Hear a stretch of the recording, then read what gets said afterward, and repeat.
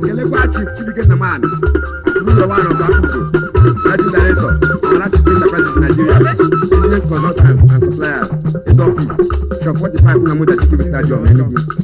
Okay.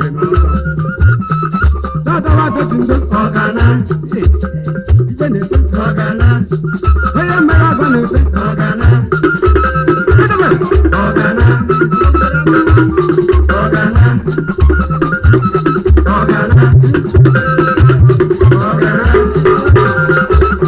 ogana, ibe ne ogana, oye mera go ne ogana, beti go ne ogana.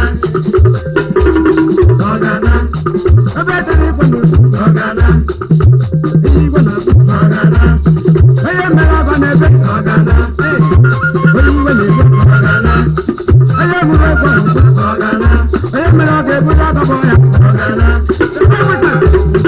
ogana, igwana ogana,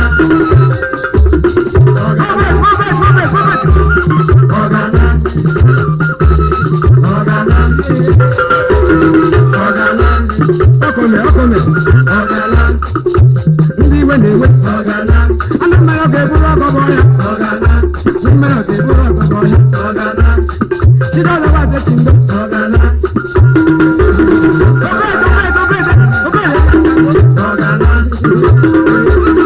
ogana, ndi wene we, ogana, ana mera ke ogana, oye mera ke ogana.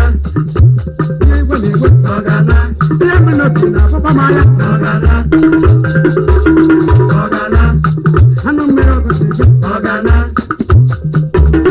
ogana, chida da wa de tindo, da we ko chida da wa de tindo. Ogana, ogana, oye bike ogone, ogana, yemno ko tindo. Ogana, ogana, muna de ngwe maka ko shop. Ogana, aka na mi shop. Ogana, ogana, ogana, no matter anything, ogana ni robo. Ogana, ogana chabuti. Ogana, chida da wa de tindo. Ogana, chida da wa de tindo. Ogana, eye mera ko ne papa. Chida da wa de tindo ko ne be.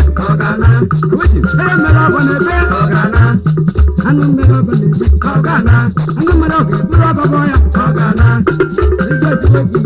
ogana, baba na tati no ye ni be. Ogana, ogana, ogana, ogana, ogana,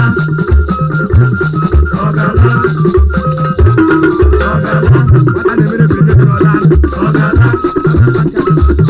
ogana,